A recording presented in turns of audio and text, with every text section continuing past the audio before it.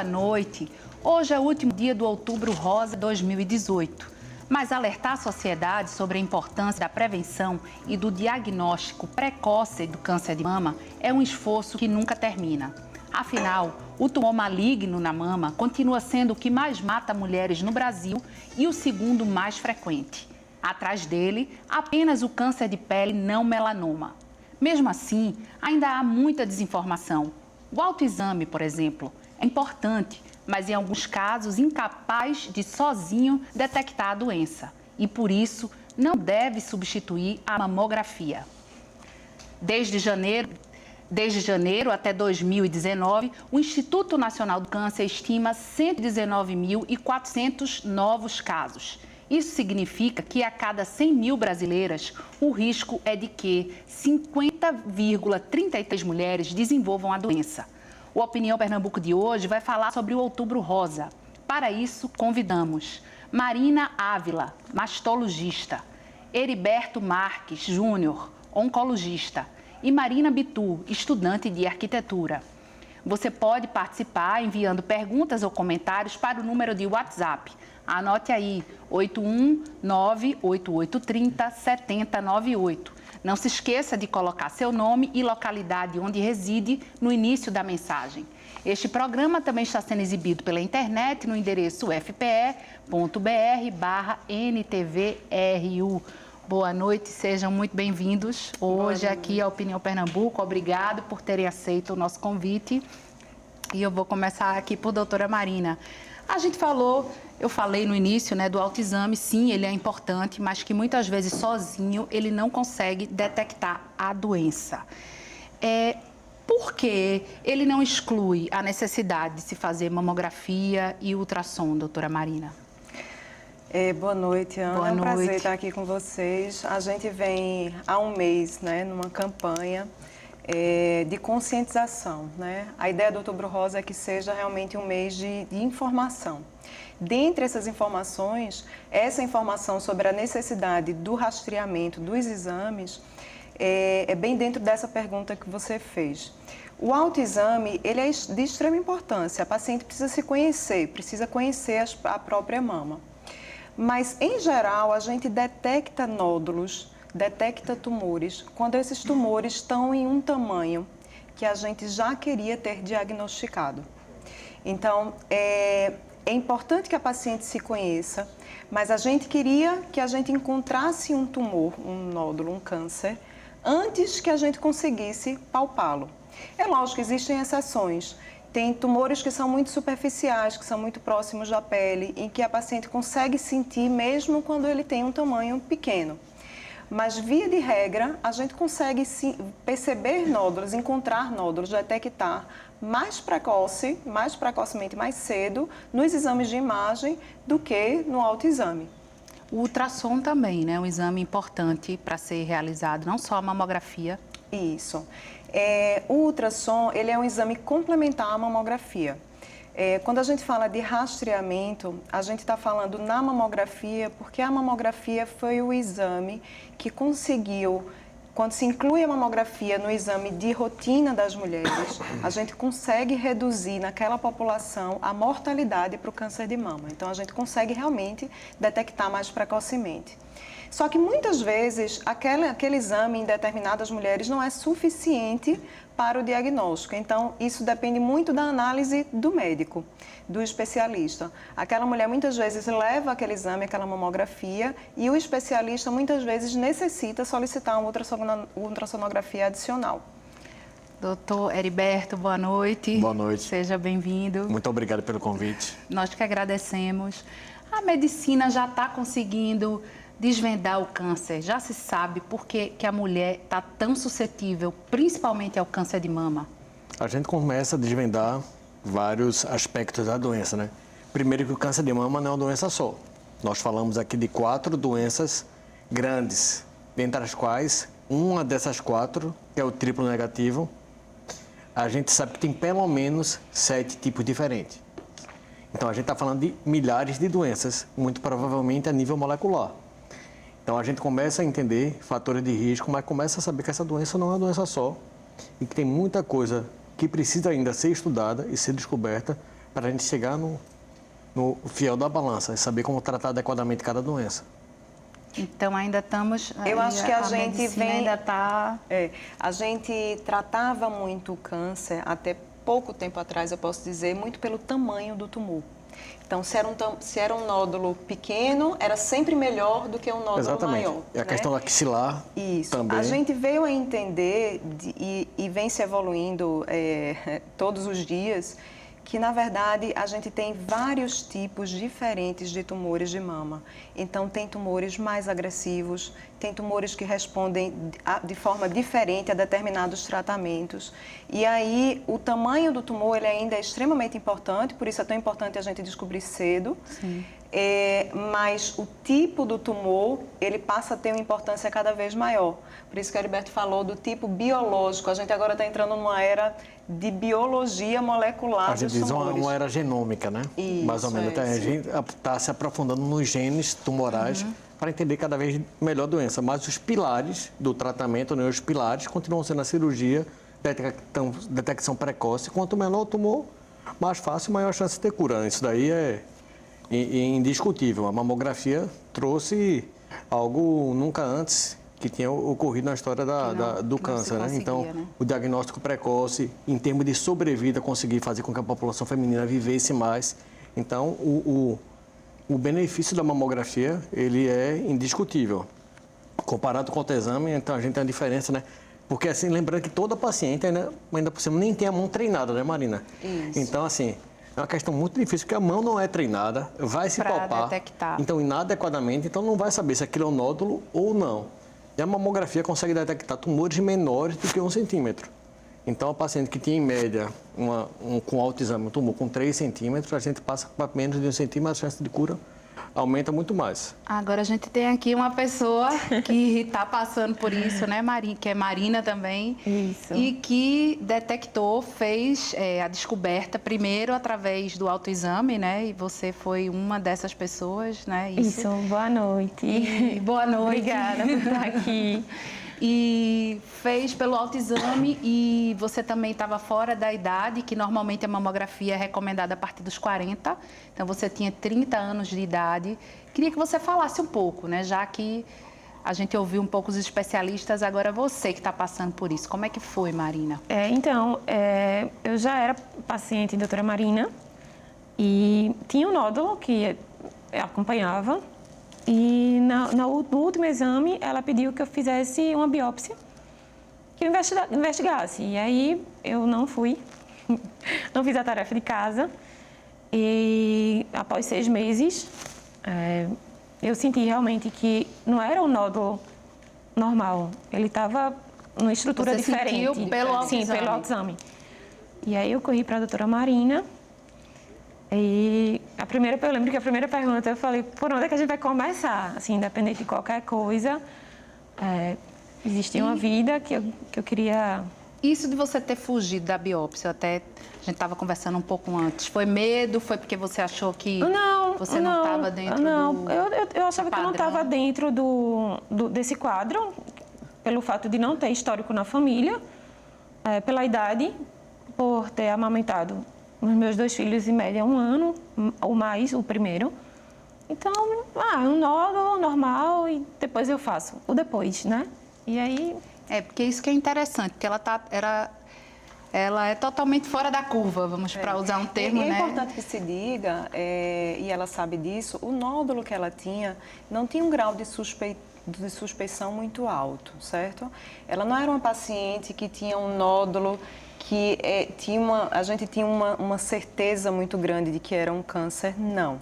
Ela realmente era uma paciente jovem, fora daquela parcela da população que tem um risco mais alto de ter câncer de mama. O nódulo não tinha uma característica de um nódulo extremamente suspeito, então ela necessitava de uma biópsia, a gente solicitou, mas não era uma paciente que ela precisava fazer uma biópsia um dia depois, né? Então, ela provavelmente não se sentiu dentro desse risco, e ela sabe disso, então foi assim que aconteceu, mas deu tudo certo e ela está super bem. E ela está em tratamento, a gente vai falar desse tratamento logo mais. Agora, doutor Heriberto, que características um câncer de mama? Essa é uma pergunta que assim, a gente tem que sempre fazer, sempre repetir. Vamos pensar, características a doença pode apresentar? Isso, na mama. Tá. Como é que uma mulher pode suspeitar, além do autoexame, além de... A primeira recomendação é fazer o autoexame Certo. mensalmente, tá certo? Procurar treinar suas mãos, ver um vídeo no YouTube, que vai procurar ensinar bem, adequadamente. Tem vários, inclusive. Doutora Marina deve ter um lá, né?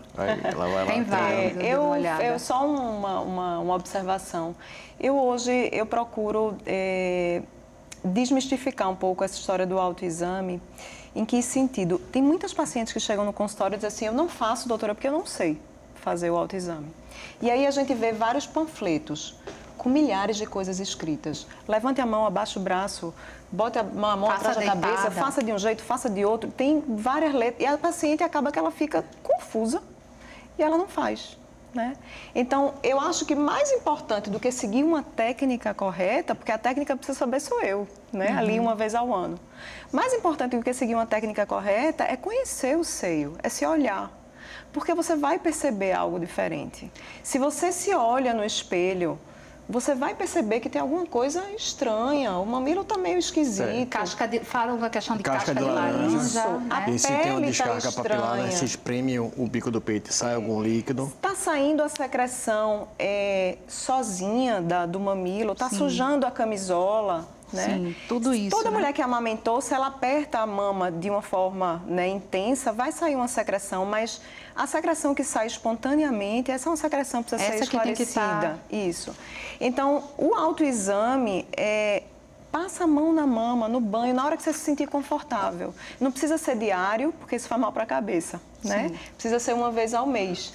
Mas essa questão, assim, de técnica correta, não precisa se preocupar muito com a técnica. Precisa arrumar uma forma de passar a mão e se conhecer, porque aí você vai perceber. E são nódulos que normalmente não dói, né? Isso, doutor? Não dói, em sua grande maioria, né? O câncer de mama, na grande maioria, nem palpável é. É uma doença assintomática, daí a grande importância da mamografia. E hoje em dia a gente tem evoluído cada vez mais que a gente consegue evitar até o surgimento de cânceres de mama em pacientes que têm a mutação genética, como por exemplo, né, o caso da Angelina Jolie.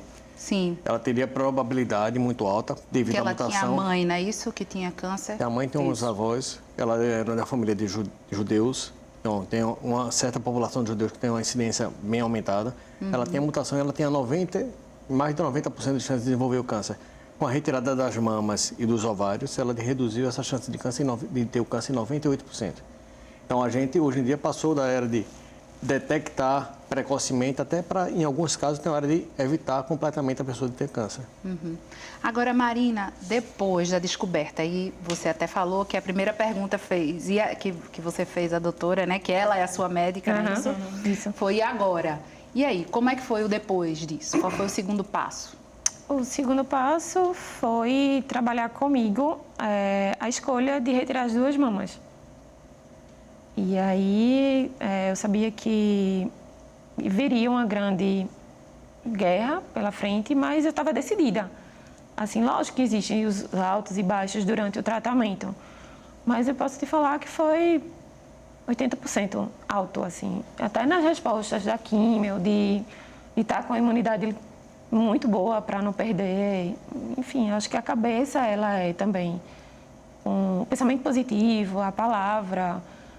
Assim, eu aceitei a doença, na verdade. Eu aceitei tudo. Estava disposta a passar porque ia ter que ser passado para estar aqui hoje contando a história. Para lutar, né? Para lutar. Mas aí houve a cirurgia, mas você continua fazendo um tratamento, não é Sim. isso? Mesmo depois da cirurgia, Sim. como é que é esse tratamento? Acho que a doutora Marina é melhor para falar.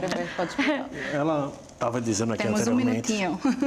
Ela estava dizendo anteriormente que ela tem um câncer de mama, que a grande maioria dos casos é um tumor luminal. A gente tem o luminal A e o luminal B. Tá, Então, são aqueles nomes. tumores que Um dos têm... tipos daqui. Certo. que são câncer de mama hormonal, digamos Certo, assim. certo. Apesar de Marina nos ter contado aqui nesse intervalo que não teve nenhum fator de risco, tipo exposição a hormônios, tipo falta de gestação antes dos 30 anos, amamentou seus filhos, não usou anticoncepcional. Mas apesar disso, ela teve um câncer hormonal e está tomando uns comprimidos associados à injeção Sim. para, desse modo, evitar que a doença venha a voltar no futuro. Então, o faz tratamento parte do que ela processo faz- profilático. Isso. Ah, certo. Então, o seu tratamento é para que o câncer não seja reincidente. Sim. Pelo que eu entendi, Marina está completamente curada, é assim permanecerá. Isso, sim. Não é isso? Sim, Que sim. os anjos digam amém. Amém. Mas ela está fazendo um tratamento preventivo, então ela fez o tratamento preventivo, como a retirada Ela tá das duas concluindo, mamas. né? Ok. A gente vai falar mais daqui a pouquinho. Vamos para um curto intervalo, hoje com debate sobre Outubro Rosa. Voltamos já.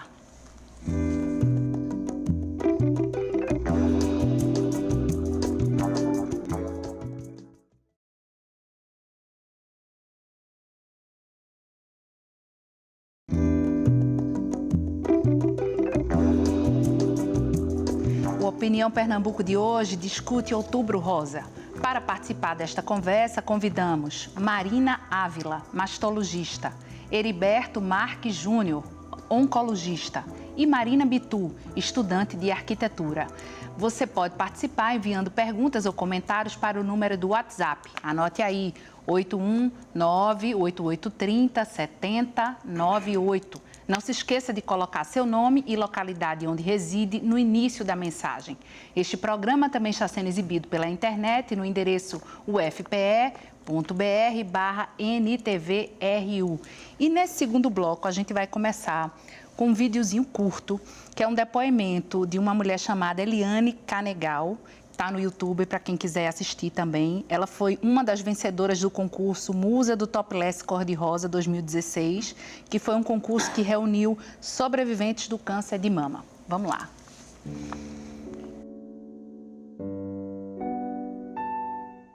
Eu tinha 31 quando fui diagnosticada com câncer de mama.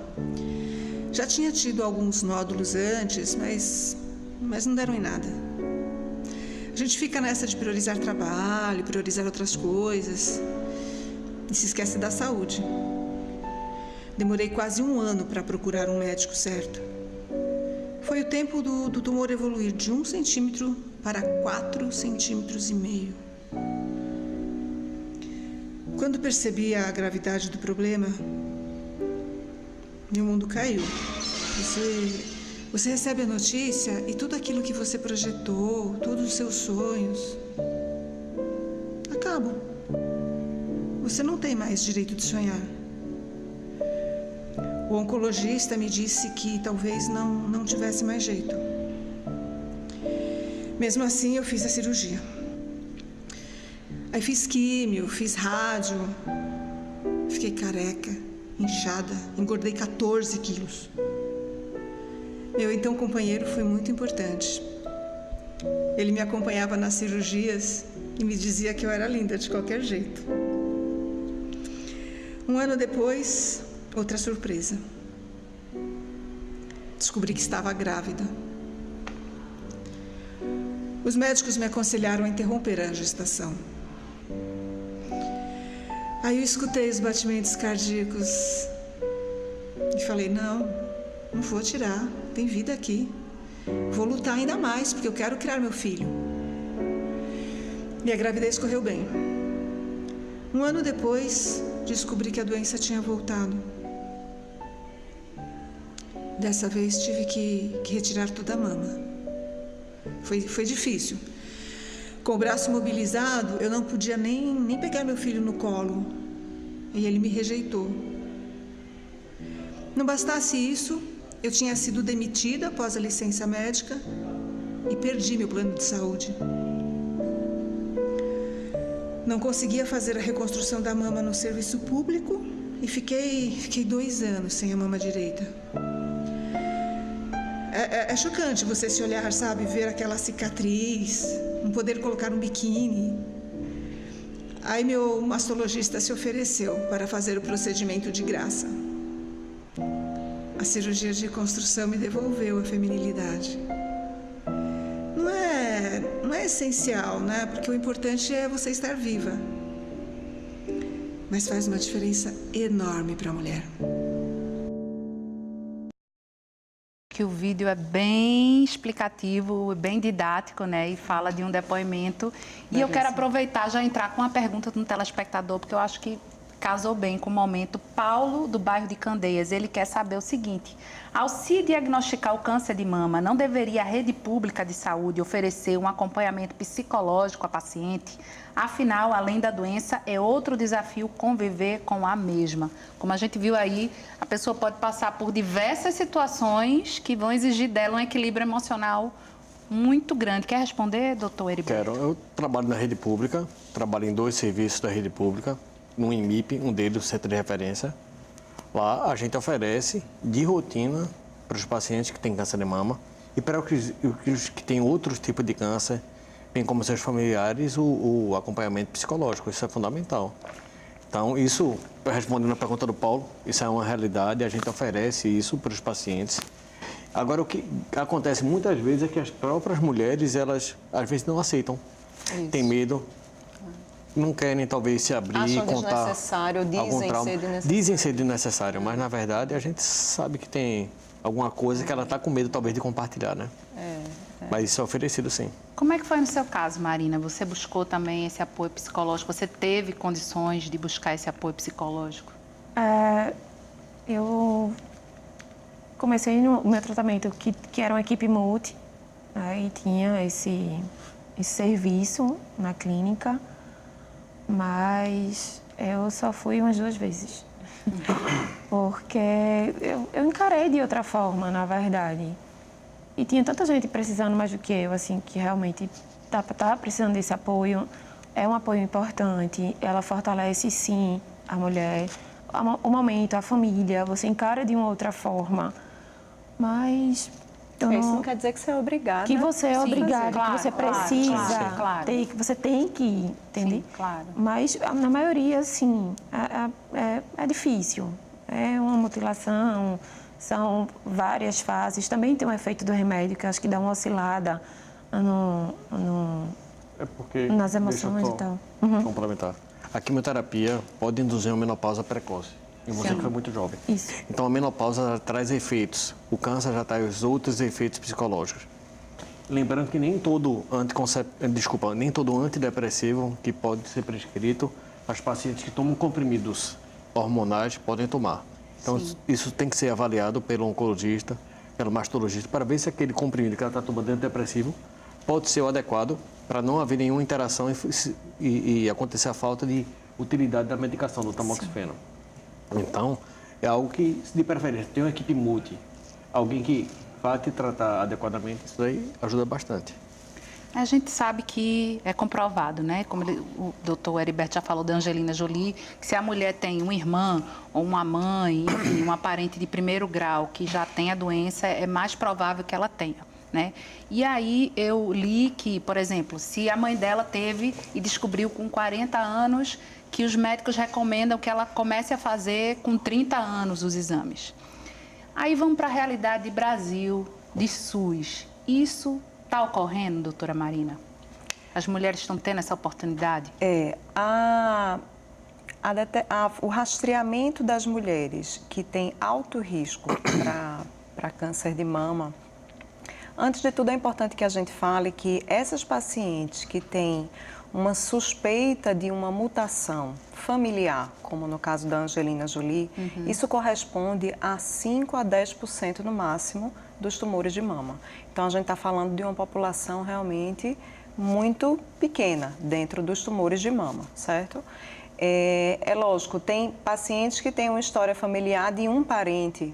Isso não é exatamente aquele caso da Angelina Jolie, que descobriu uma chance bem mais alta de ter um tumor. Quando a gente tem um caso de câncer de mama numa paciente jovem, em geral a gente tem a indicação de começar o acompanhamento 10 anos antes. Mas isso depende muito da idade que se descobriu, certo? Porque a gente não vai começar o rastreamento mamográfico aos 20 anos, isso não tem indicação. Mas é importante que ela procure um especialista. A campanha desse ano da Sociedade Brasileira de Mastologia, do Outubro Rosa, ela se chama Mais Acesso para Celebrar a Vida. Isso tem o intuito de chamar a atenção das pacientes que parecem ter informação de que precisam fazer os exames e que precisam procurar o acompanhamento, mas que parecem não ter o acesso para isso. Então, essa dificuldade que você está me perguntando. Às vezes, a paciente tem um parente com câncer, sabe que precisa acompanhar mais precocemente, mas essa é uma realidade do nosso serviço público muito difícil. Né? Às vezes tem um exame na mão, você consegue fazer num caminhão, por exemplo, no Outubro Rosa. Não tem que avaliar. Oi? E não tem quem avalie. E não tem quem avalie. E passa um ano com aquele exame na mão porque não tem quem olhe. Isso é muito sério, né? Isso é muito sério. É uma violência do isso Estado. é muito Então, sério. assim, aqui no Brasil foi criada uma lei muito bonita, né? A lei dos 90 dias, se não me engano, 120 dias. Isso. No qual, entre o diagnóstico do câncer, tinha que se começar o tratamento. Mas isso daí acaba que até hoje em dia não saiu do papel adequadamente. É feito um esforço hercúleo tentando fazer com que isso ocorra. Existem serviços de genética hoje em dia, alguns centros, como no IMIP, no Hospital do Câncer, no qual lá a população que for mais indicada, lógico que é um rastreio, pode fazer até o teste da mutação. Nesse que tem essa mutação comprovada, que é a minoria, como a Marina falou, de 5% a 10%. Que aí, só para a gente explicar, é um teste que aí a paciente vai ver se ela tem o gene que Exatamente. tem a probabilidade dela ter o câncer. Então, isso é ofertado no SUS. Agora, no SUS, tudo é mais complicado. Porque é uma população enorme, poucos médicos. Então, para você conseguir fazer o acompanhamento de um parente com 10 anos antes, tem que haver toda uma modificação do sistema. Então, Marina, que está lá na ponta, atendendo pacientes que vão chegando com diagnóstico de câncer de mama, não tem quem vai estar retaguarda para ela, para atender essas parentes que não têm nenhum diagnóstico ainda. Para fazer a prevenção. Para fazer a prevenção. Então, assim, é uma situação... A gente tem uma dificuldade anterior a essa, de uma quantidade de pacientes que têm o câncer... A demanda reprimida. E a gente não está conseguindo que elas cheguem até a gente, né? Agora, no caso do seu tratamento, vamos voltar para a gente entender. Então, você faz essa, posso chamar de terapia hormonal, é assim? É o nome? Sim, hormonoterapia, terapia hormonal. Faz para que não haja recidiva, não é isso? Sim. E você me falou também que você toma um outro hormônio, que você se interna um dia, é Eu fico isso? um dia, assim, pela demora, né? Eu fico uma manhã. Você não chega a se internar, né? Não, eu fico, assim, eu tomo a injeção, eu fico lá Certo. no hospital e fico com um curativozinho, só por um cuidado e depois vida normal. Medicação injetável. Agora, Cada essa 3 meses, né? hormonoterapia... Cada três meses. E essa medicação injetável que você toma,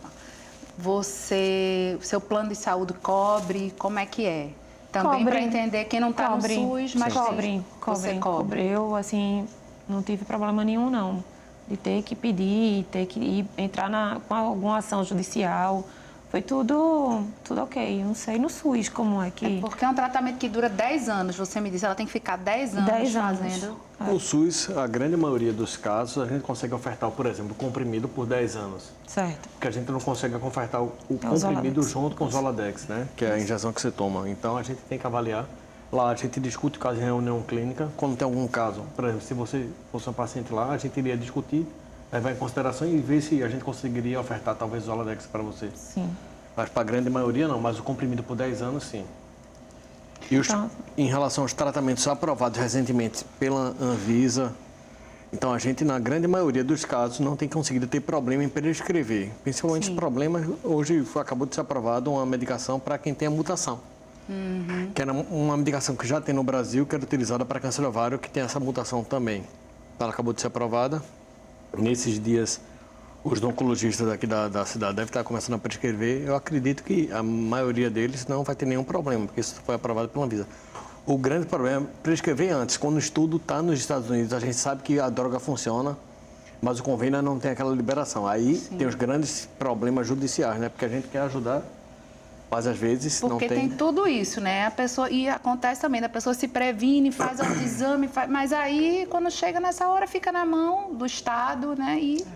Enfim, eu tenho uma outra pergunta aqui. Maria Mendes, da Madalena.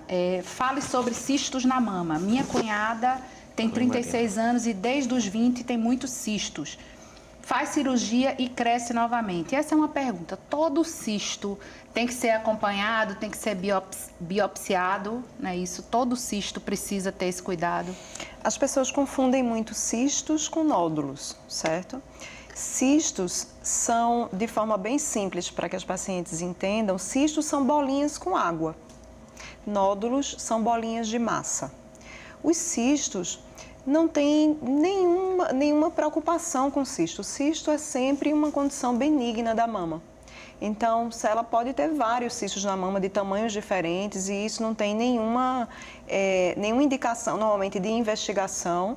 Em geral, a paciente aquele cisto pode ser esvaziado para trazer alívio para aquela paciente quando ele está muito grande. Mas ela provavelmente está se referindo a nódulo. Se ela está dizendo que ela foi operada, provavelmente ela deve ter nódulos benignos. São a maioria dos nódulos. A maioria dos nódulos não são malignos, né? Apesar da gente falar muito em câncer, sim. a maioria dos... diferença. Isso. O nódulo pode ser benigno ou pode ser maligno, que é o câncer. O nódulo benigno, operar o nódulo benigno é hoje uma exceção, na verdade. A gente só opera realmente o nódulo benigno quando é um nódulo que não para de crescer, quando é um nódulo que foge da característica de benignidade e a gente está suspeitando que talvez não seja um nódulo benigno. Então, em geral, não são pacientes que a gente precisa ficar reoperando e reoperando, salvo algumas exceções de alguns casos de alguns pacientes que têm realmente uma doença que recidiva bastante. Vou pedir licença para fazer mais uma pausa. A gente volta em poucos minutos, hoje com o tema Outubro Rosa.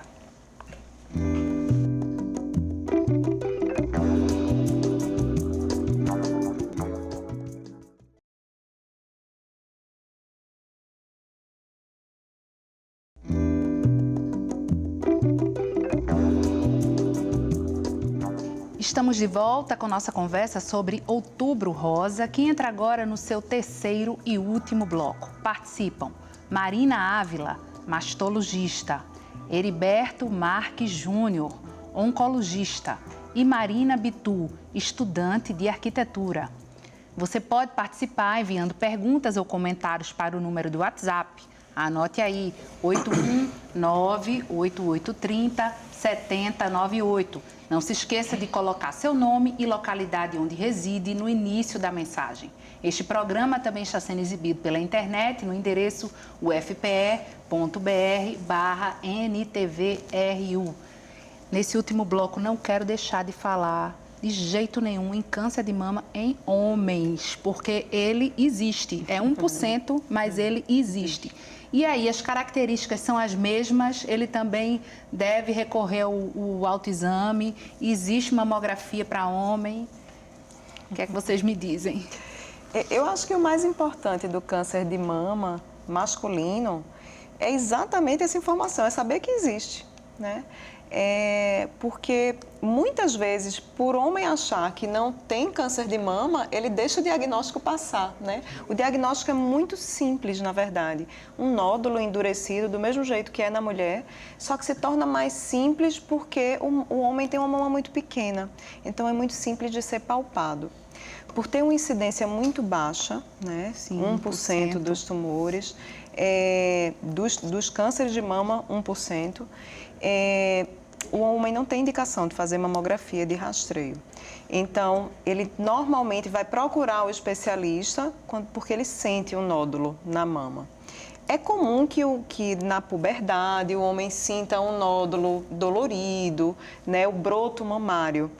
Isso é uma ginecomastia, um tecido mamário comum, pode acontecer na adolescência, mas no idoso, em geral é bilateral, é doloroso, a gente não está falando desse nódulo. Certo. A gente está falando de um nódulo diferente, normalmente só em um dos seios, endurecido, esse é um nódulo que precisa ser investigado. Então, os homens precisam ficar atentos também, Precisam ficar atentos como o autoexame da mulher, precisam perceber que tem alguma coisa ali diferente, precisam saber que existe a possibilidade. Amanhã começa o Novembro Azul, por isso que o doutor Heriberto disse que está de azul. Mas não se esqueçam que também tem câncer de mama Deixa em homens. Complementar alguma coisa que a Marina disse.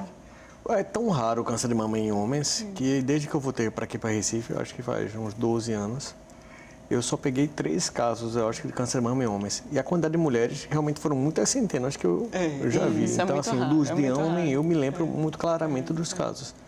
Os das mulheres foram enormes, eu me lembro daqui, assim, tenho uma memória boa, mas realmente marcam muito mais, né? O homem, Marina falou tudo, A ginecomastia durante a adolescência é algo comum, mas geralmente é um nódulo único dolorido que ele vem apresentar depois e leva muito tempo. Então, desses 3 casos que eu tive, 2, infelizmente, foram de doença metastática. Então, já deixaram ter um diagnóstico bem mais tardio. Metastática é quando a doença já sai da mama e vai para outros órgãos. Não é isso? Tá. Tem agora uma pergunta que é para mim aqui, que é o telespectador Paulo diz que ama o programa. Muito obrigada. E pergunta da apresentadora Estela. A apresentadora Estela estará de volta semana que vem, tá bom? Ela não saiu do programa. Semana que vem ela está aqui de volta. Agora, Marina, você agora também faz palestras, você também está desenvolvendo esse trabalho junto a outras mulheres. Fala um pouco disso para a gente.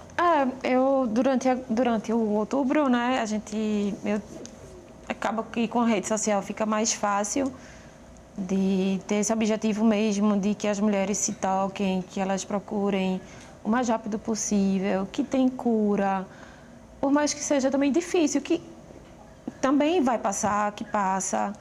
E aí eu acabei que me engajei aí nessa missão desse outubro, para ver se eu consigo chegar mais perto e ser instrumento de mostrar que ela passa. E o que é que você sente assim? É principalmente uma necessidade de resgate da autoestima? É principalmente isso que você vê nesses momentos? De que assim, é fácil, mas assim, é mais difícil, na verdade, eu falar de uma coisa que eu não passei.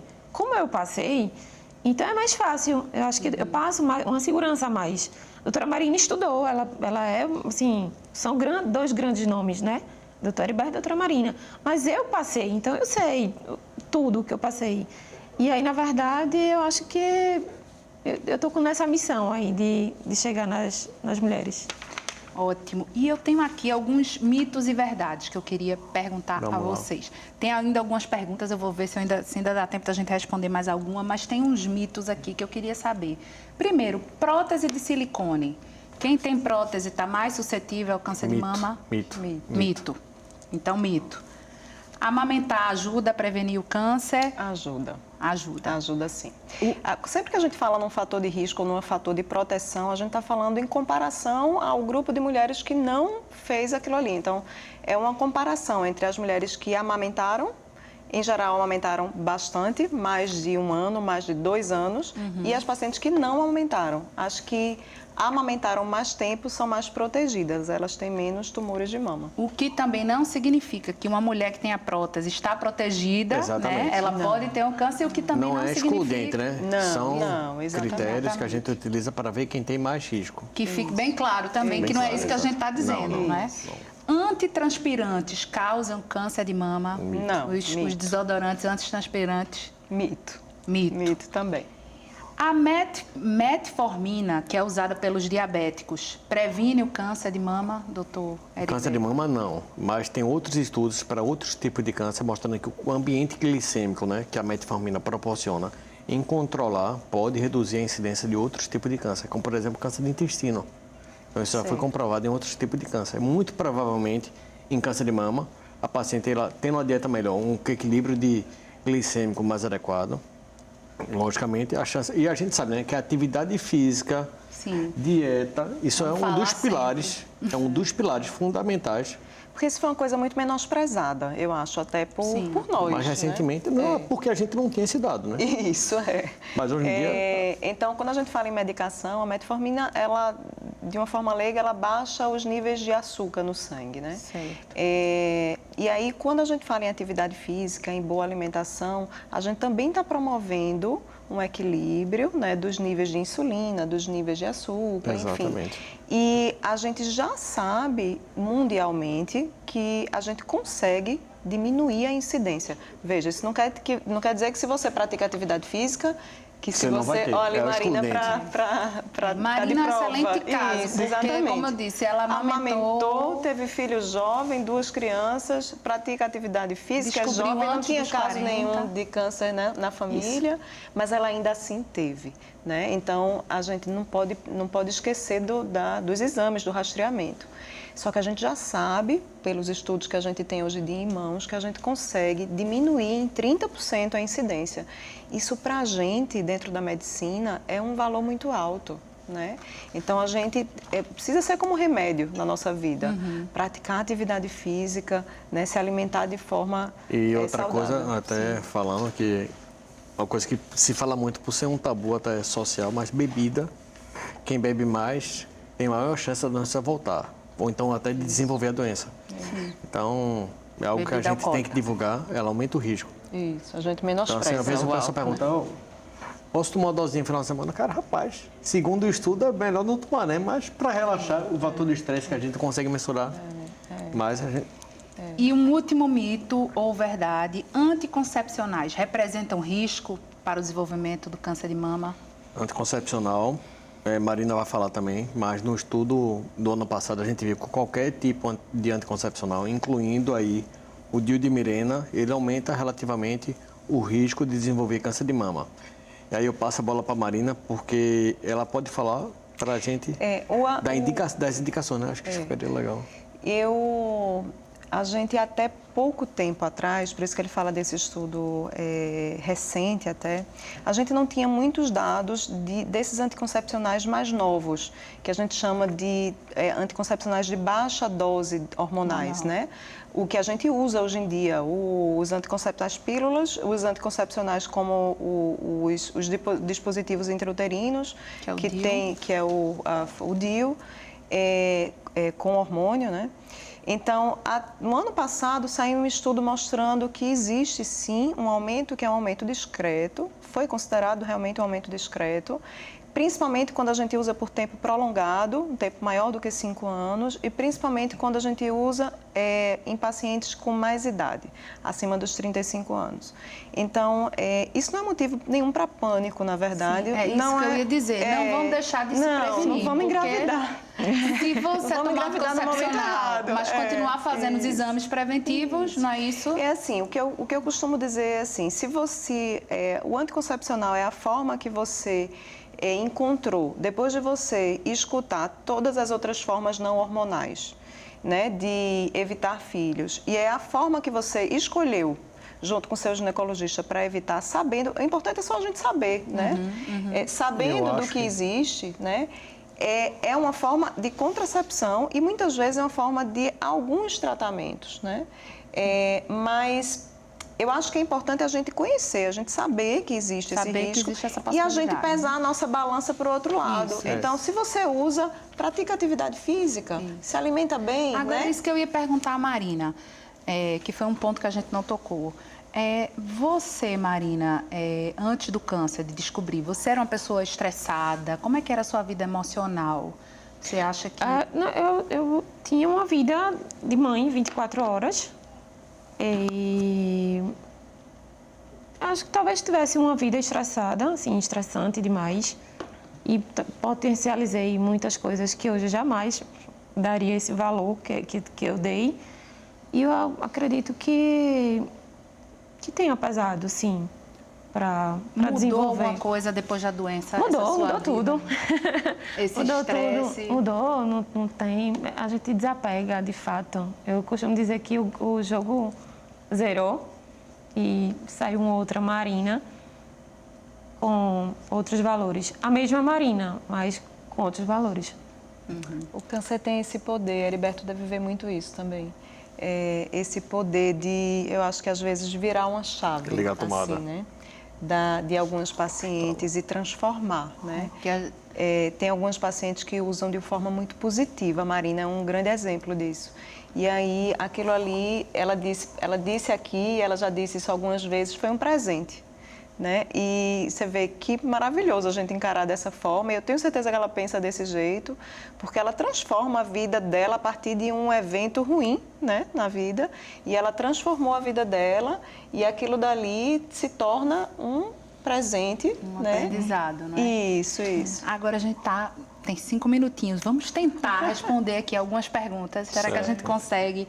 Neuma Maria, do Janga Paulista. Ela tem lúpus, estou com nódulos. Amanhã vou fazer uma punção. Tem alguma relação com lúpus? Algo como nódulos alterados, atípicos, linfáticos? Tenho 59 anos e estou preocupada.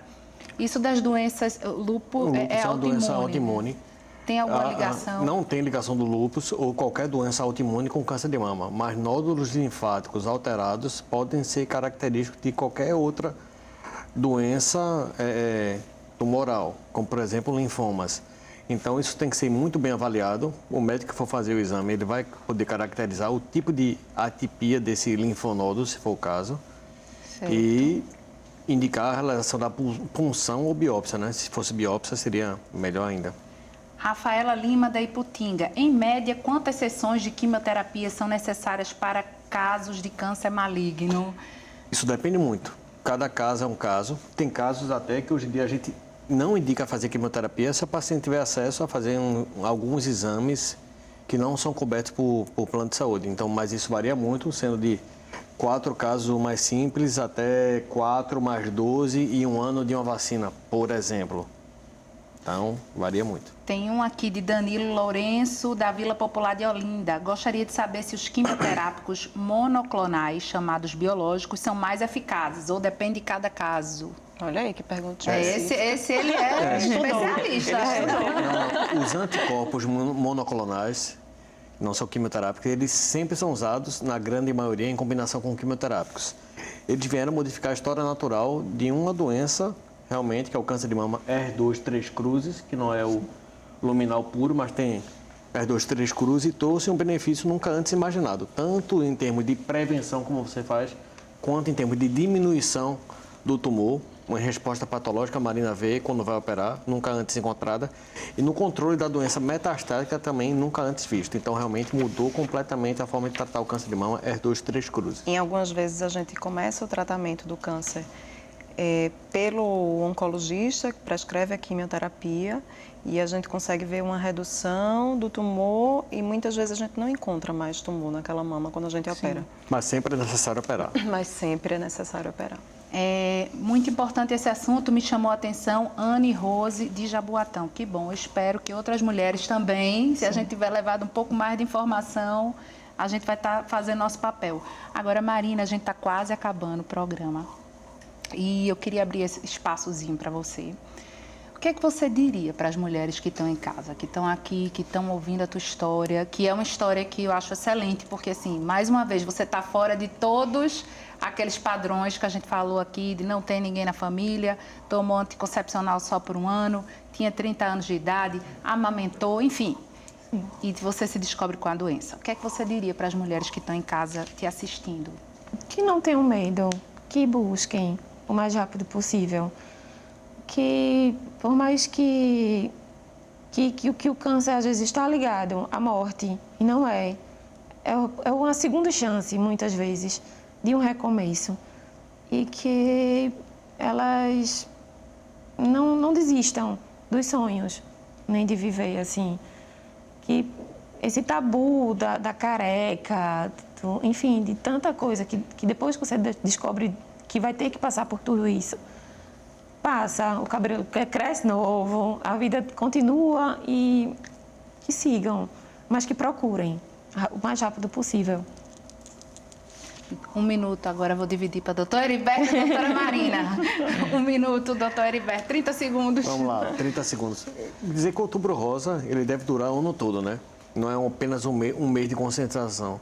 A gente procura se conscientizar que deve durar o ano todo. A prevenção, a luta, como a Marina bem disse, não para.